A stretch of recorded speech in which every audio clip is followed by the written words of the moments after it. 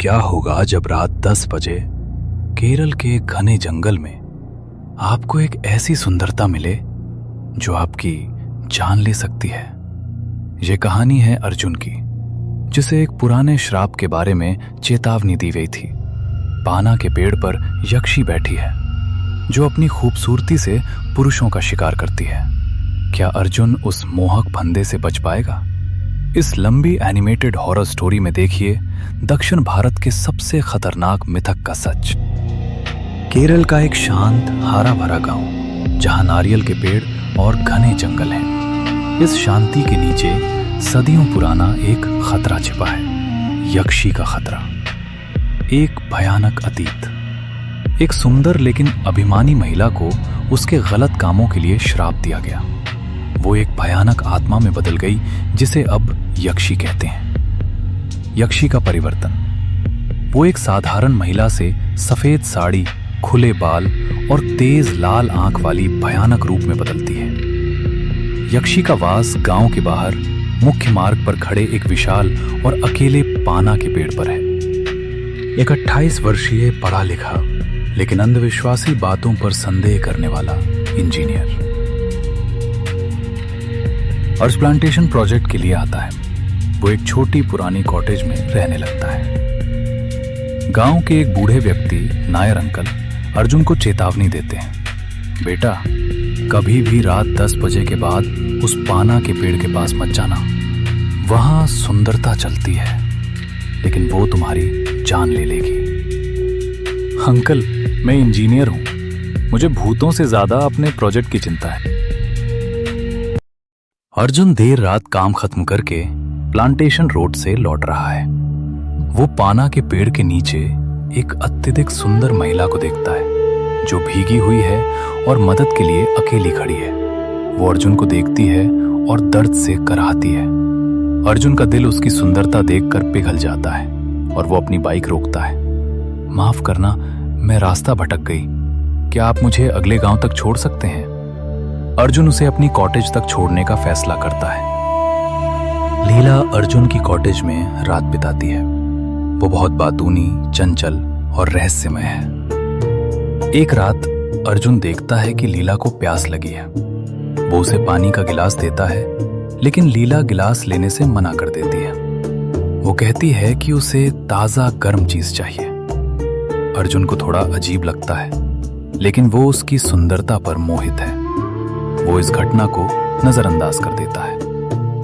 अर्जुन अपने काम और लीला के बीच फंस जाता है। वो गांव वालों से मिलना और काम पर ध्यान देना छोड़ देता है।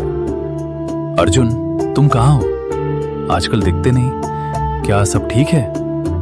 उस सड़क पर किसी सुंदर औरत के झांसे में मत आना। हाँ अंकल, सब ठीक है, मैं बस काम में व्यस्त हूं। वो फोन काट देता है। लीला के कारण वो अब पूरी तरह अकेला हो चुका है। एक रात जब अर्जुन सो रहा होता है तो उसे एक अजीब मीठी लोरी जैसी आवाज सुनाई देती है। बाहर लीला कमरे में नहीं है। दरवाजा खोलकर बाहर देखता है। लीला बाहर चांदनी में पाना पेड़ की ओर जा रही है। उसके पैर जमीन को नहीं छू रहे हैं। वो हवा में तैर रही है और उसकी परछाई जमीन पर नहीं बन रही है। अर्जुन को डर लगता है। वो बाहर जाता है और लीला का नाम पुकारता है। लीला, तुम क्यों जाग गए अर्जुन? मैंने सोचा था कि तुम सो रहे होगे। अर्जुन वापस कॉटेज में भागता है। उसे एहसास होता है कि वो फंस चुका है। अर्जुन कॉटेज से भागने की कोशिश करता है। वो अपनी बाइक स्टार्ट करता है लेकिन बाइक स्टार्ट नहीं होती। वो टॉर्च चलाकर देखता है, बाइक के तार काट दिए गए हैं।